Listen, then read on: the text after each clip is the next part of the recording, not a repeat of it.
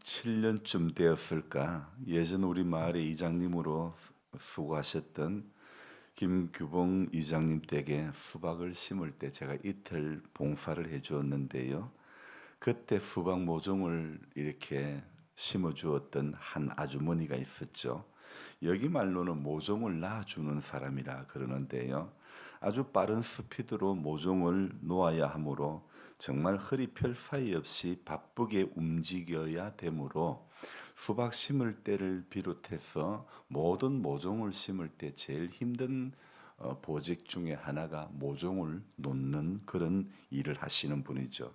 그때 제가 뭐 경험은 없지만은 눈썰미가 좋다 보니 모종 놓아주는 일을 제가 교대로 하게 되었고 그 일이 이제 계기가 되어 그날 그 아주머니의 전화번호를 제가 저장을 해두었는데 이름은 모르니 그냥 명호 아줌마 이렇게 저장을 했죠.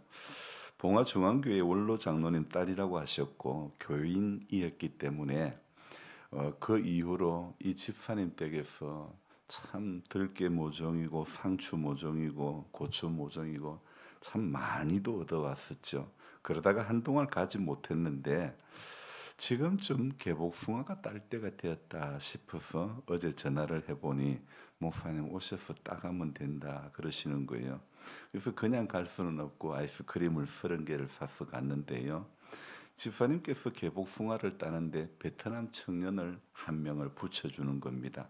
사실 그 청년이 없었다면 개복숭아를 딸래야 딸 수가 없었죠. 길도 없는 산길을 길을 내가면서 일일이 풀을 제거해가면서 개척해 가야 되기 때문에 그 친구의 도움이 없었다면 전혀 개복숭아를 딸 수가 없었죠. 근데 일일이 가지를 다 톱으로 잘라주고 땅에 떨어진 가지에서 복숭아만 따 담기만 하기 때문에 따 담기만 하면 되기 때문에 그래도 수월했죠. 한참 땀을 흘리고 따고 있는데 뭔가 갈색의 짐승 같은 것이 보이는데 이게 살았는지 죽었는지 알 수가 없어요. 조심스럽게 가지를 들고 보니 기가 쫑긋 써가지고 있는 게 어린 고라니였죠. 사람을 보면 도망갈 게 뻔한데 아이 속으로 얘가 야행성이라서 낮에는 자고 있어서 안 움직이나 이런 생각도 해보고 무리 가운데 그 정도 작은 아이라면 분명히 어미가 있을 텐데 이런 생각을 해보았지만 눈만 말똥말똥하지 도무지 일어서질 않으니 야를 동물 구조센터를 보내야 되나 개복숭아 따라왔다가 이거 하나 또 혹 하나 얻어가는 건 아닐까 이런 생각이 들어서 우리 집사님에게 전화를 해보니 목사님요 그 어린 고라니들은 고라니 망 사이로 다 들어와 가지고 상추밭을 완전히 엉망으로 만들기 때문에 잡아야 된다 하는 거예요. 똘망똘망한 그 얼굴을 보니 미안하고 집사님 상추밭을 생각하니 당연히 잡아야 되는 난감한 상황. 그러나 이 개체수가 많은 고라니 집사님 말씀을 따라 개복숭아를 따고는 마지막에 자루에 담아가 왔죠. 베트남 청년이 커피포트에 물을 끓여 가지고 갑니다. 그 뒤에 일은 상상에 맡기겠습니다. 제 안에 남는 마음이 야, 이 참 고라니에게 미안하네. 너무 미안하네. 여러분 살다 보면 이렇게 미안한 일들이 비일비재하죠.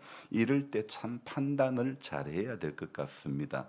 사실은 이 개복숭아를 따는 게 제가 목적이 아니라 우리 용달 일을 하셨던 윤 장로님이 차를 매매하시고는 일하시던 분이 낯선 곳에 오셔서 아무 일이 없으니 아무래도 무료하고 그래서 개복숭아를 따로 한번 갑시다 그랬던 거예요. 그래서 장로님께서는 오늘 내 참 처음 삶의 현장을 잘 하고 간다 그렇게 말씀을 하시더라고요. 봉화 중에 참 그래도 봉화에서 오지 중에 오지를 경험시켜 드렸는데요. 정말 오염되지 않은 이런 자연이 있을까 싶습니다. 그리고 오늘 새벽에는 그런 자연 속에 내가 들어간 게 오염이 아닐까 싶을 정도였죠. 자연에게 미안하고 무엇보다도 어린 고라니에게 참 미안했죠. 오늘 우리가 같이 읽었던 빌레몬스라고 하는 성경은요. 에베소서, 빌립보서, 골로새서와 더불어 바울이 감옥에 있을 때에 썼던 옥중서신이라고 하는 그런 성경입니다. 그 가운데 오늘 이 빌레몬에게 보내는 편지 속에서 바울의 심정도 이러했을 것 같습니다. 자, 이 빌레몬의 집에서 도망을 친 오네시모라고 하는 종, 그냥 도망을 친 것이 아니라 주인의 돈을 가지고 도망친 이 오네시모들, 이 바울이 전도를 한 거예요. 어떻게 이 사람을 전도를 했을까? 주인 돈을 가지고 도망친 종, 이 종이요, 바울을 만나가지고 하나님을 믿고 새 사람이 되는 거예요. 하지만 바울은 이 오네시모를 빌레몬에게 돌려보내기로 마음을 먹습니다. 그런데 그냥 돌려보내면 주인 돈을 훔쳐 나온 이 오네시모는 죽임을 당할 수도 있죠. 그래서 바울은 옥중에서 빌레몬에게 오늘 8절과 같이 말하는 것입니다. 내가 그리스도 안에서 아주 담대하게 내게 마땅한 일로 명할 수도 있으나, 자, 이 말은요, 바울과 빌레몬은 형제처럼 사랑하는 사이였고 동력자였고, 바울이 명령을 하면 빌레몬은 따를 수밖에 없는 그런 아주 특별한 관계에 있다는 말입니다. 그러니까 이 종을 돌려보내려고 하는데 내가 어떻게 전도하다 보니까 이 오네시모를 전도를 했어요. 근데 야는 빌레몬의 그 주인의 돈을 훔쳐왔던 종이란 말입니다. 그러니 참 바울도 그 전도해서 변하여 새 사람은 되었지만은 참 이 돌려보내려고 하니까 이게 쉽지가 않은 거예요.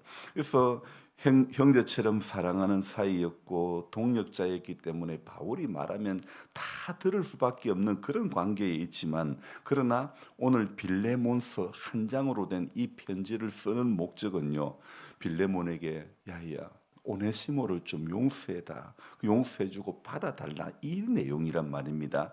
나이 많은 바울이 젊은 이 빌레몬에게 마땅한 일로 명령할 수도 있지만, 그러나 바울은요 명령 대신에 간구를 이렇게 하는 겁니다. 그래서 오늘 그 다음 절 9절 본문의 표현을 빌면요 어떻게 합니까? 도리어 사랑으로서 간구하노라. 자, 마땅한 일로 명할 수도 있지만 도리어 사랑으로서 간구하노라.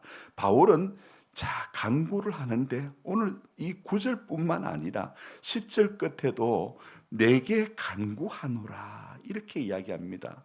명령할 수도 있지만 명령 대신 간구라는 방법을 선택하는 거죠. 사랑으로서 간구하는 바울의 겸손함을 엿볼 수 있죠. 여러분, 사랑하면요 겸손히 낮출 수밖에 없는 겁니다. 바울은 오네시모를 말할 때 보면요, 이 전도했던 갇힌, 그래서 보면 아주 재미난 표현을 하고 있는데 갇힌 중에서 난 아들이라 이렇게 이야기합니다. 로마의 옥중에서 오네시모를 만났죠. 아마 요즘 말로 하면 깜빵 동기라고 할 수 있겠죠. 바울은 이 빵에서 오네시모에게 복음을 전했고, 오네시모는 바울이 전하는 그 복음을 듣고 예수님을 믿었던 것이죠. 그래서 바울은 갇힌 중에서 낳은 아들이라 이런 표현을 한 것입니다. 어제 청량산 도립공원 내에 있는 그 집사님도요 베트남 청년을 아들 아들 이렇게 부릅니다. 어제뿐만 아니라 작년에 제가 통화할 때도 집사님은 그를 아들이라고 했고, 같은 집에서 방 하나를 내어주어서 남자 1명 여자 5명은 그 같은 집에 벽이 완전히 다른, 출입구가 다른 그 집에 방을 하나 내줘가지고 그렇게 같이 생활을 하는데요, 참 멀리 베트남에서 온 청년을 아들로 생각하고 일하는 모습이 참 복음적이다 이런 생각이 들었는데, 돈만 주면 다다 그러면 주종 관계가 성립이 되는데, 복음을 가진 자는요 주종 관계가 아니라 엄마와 아들과의 관계가 되는 겁니다. 바울도요 이 감방 동기를 아주 정제된 말로 갇힌 중에서 낳은 아들이라 이런 표현을 지금 하고 있지 않습니까? 독신이었던 바울에게는 갇힌 중에서 낳은 아들, 로마의 감옥에서 전도한 이 오네시모에 대해서 정말 특별한 마음이었을 것입니다. 그렇지만 바울은 젊은 동역자 빌레몬의 종이었다는 것을 알고 이 오네시모의 거치 문제를 편지를 써서 지금 전달하고자 하는 것입니다. 마땅한 일로 명령을 할 수도 있는 그런 관계가 성립이 되지만, 그러나 우리는 바울이 선택한 간구라는 말을 유의해서 보아야 되는 것입니다. 바울은 오네시모를 위해서 간구하는 것이죠. 하지만 성경은요, 오네시모뿐만 아니라 우리 예수님도요, 제자들을 위해서 간구하셨다는 표현이 나오지 않습니까? 그래서 주님은 하나님 보좌 우편에 앉으셔서 지금도 우리를 위해서 간구한다, 친히 간구한다는 이런 표현도 있지 않습니까? 왜 이렇게 늙은 바울이 젊은 빌레몬에게 간구를 하는 것일까요? 자, 11절에 정답이 나옵니다. 11절 같이 읽어봅니다. 그가 전에는 내게 무익하였으나 이제는 나와 내게 유익함으로. 자, 그러니까 오늘 11절에서 제가 두 가지를 말씀드리려고 하는데요. 여기에서 대조되는 한 두 단어를 한번 찾아볼까요? 어떤 단어일까요? 전에는, 이제는. 그러니까 전에 오네시모가 아니라는 겁니다. 바울이 전한 복음을 받아들인 오네시모는요, 자, 우리가 오늘 찬송 불렀던 것처럼 주 예수 내 맘에 들어와 계신 후 변하여 새 사람 되고, 전에는 죄인이었지만, 전에는 주인 돈 훔쳐 나온 나쁜 사람이었지만 이제는 변하여 새 사람이 되었던 것입니다. 예수님을 진실로 만난 사람은 예전에 그 사람이 되어서는 안 되는 것입니다. 변하여 새 사람이 되어야 되는 거죠. 바울이 옥중에서 에베소 교회에 보내는 편지에서 이렇게 말합니다. 너희가 전에는 어둠이더니 이제는 주 안에서 빛이라, 빛의 자녀들처럼 행하라. 오늘 이 본문과 마찬가지로 그가 전에는 내게 무익하였으나 이제는 나와 내게 유익함으로, 에베소서 5장 8절에도요, 전에는 어둠이더니 이제는 주 안에서 빛이라. 참, 오늘 이 본문 11절과 같은 표현을 하고 있지 않습니까? 바울이 디모데에게 보내는 편지에서도 한 말이, 내가 전에는 비방자요, 박해자요, 폭행자였으나 도리어 긍휼을 입은 것은 내가 믿지 아니할 때에 알지 못하고 행하였음이라. 이렇게 말하고 있더라 이겁니다. 바울도요, 전에는, 그러니까 자기 자신을 향해서도 바울은 전에 내가 이렇게 비방자고 죄인 중에 개수다, 만삭도 되지 못했던 이런 인생이라는 것을, 참 바울은요, 전에 내가 이랬다 하지만 예수 만난 이유는, 다메섹으로 가는 그 길에서 예수 만난 이유로는 완전히 달라지는 겁니다. 전과 후가 달라지는, 그런 달라짐이 있어야 진짜 예수 믿는 사람이라는 거죠. 주님은 과거를 묻지 않습니다. 문제는 지금입니다. 과거에 아무리 그 강도짓을 했어도요, 지금 주님을 모시면 오늘 네가 나와 함께 낙원에 있으리라. 아무리 큰 죄도 회개하고 예수 믿으면 다 용서하고 구원해 주시는 겁니다. 문제는 뭐라고요? 지금이 어떠한지요? 예수님을 믿은 지 오래되었는데 조금도 변화되지 않고 있다면 그게 문제라는 것입니다. 정말이지, 오네시모가 주인 돈 훔쳐 도망간 사람에서 12절에, 자, 어떻게 됩니까? 12절에 바울은 뭐라고 표현합니까? 그는 내 신복이라. 내 신복이라. 전에는 무익했지만은 이제는 유익하니까 바울이 신복을 삼은 거예요. 자, 13절. 그를 내게 머물러 있게 하여. 자, 왜 머물러 있게 하여? 자, 무엇이 복음이 바울로 하여금 이 정도로 아주 끔찍하게 생각하게 만드는 그런 관계로 만드는 거죠. 자, 명호의 집사님도요, 베트남 청년을 아들 하면서, 아들 그거 목사님 따들이요, 아들, 이렇게 그런 끈끈한 관계로 이 복음이 사람과의 관계를, 외국인 근로자를 자기가 생활하는 그 공간 안에 넣어서 같이 살게 하면서 아들 하는 그 모습, 참 복음이라는 것은 놀라운 은혜가 있는 것입니다. 참 제가 여러 번 갈 때마다 늘 담배만 피우는 아저씨, 어제는 우리 집사님이 하신 말씀이, 우리 아저씨 작년부터 교회 나왔어요. 그러면서 교회 나오신 이후로부터 한 번도 안 빠졌어요. 이런 이야기하는 거예요. 여러분, 진짜 예수 만나면 주일도 철저하게 지킬 수밖에 없고, 정말 그렇게 변하여 새 사람 되는 인생이 되고 마는 것입니다. 그래서 오늘도 저와 여러분이 복음 안에서 전에는 이랬지만 이제는 달라지는, 이제는 완전히 달라진, 오늘 전에 무익했던, 바울에게 무익했던 인생이 이제는 빌레몬과 바울에게 유익한 존재로 완전히 변하여 새 사람 되었던, 그래서 너는 그런 내 신복이라, 정말 이렇게 말할 수밖에 없는 오네시모의 인생을 보면서, 또 이렇게 명령으로 이렇게 마땅하게 명령할 수도 있지만은 나이 많은 바울이 젊은 빌레몬에게 간구하는 이런 겸손한 모습, 저와 여러분들이 본받아야 될 그런 모습이라고 생각되어집니다. 오늘 하루를 살아가면서도 전에는 비방자요, 폭행자요, 박해자였던 바울이 바뀐 것처럼 예수 믿은 지 수십 년이 된 나는 지금 무엇이 바뀌었을까 질문을 해보고, 우리 점점 더 어제보다는 오늘이 바뀌어가고 오늘보다는 내일 조금씩 더 바뀌어가는 그런 은혜가 있기를 주의 이름으로 축복합니다. 기도하겠습니다. 좋으신 하나님 아버지, 고맙고 감사를 드립니다. 세상은 돈만 주면 다 되는 줄 압니다. 돈만 주면 얼마든지 일을 시켜도 되는 줄 압니다. 하지만 복음은 사람의 생각을 완전히 바꿉니다. 복음은 외국인 근로자에서 아들로 바꿉니다. 복음은 주인 돈 훔쳐간 나쁜 종에서 신복으로 바꾸고 마는 것입니다.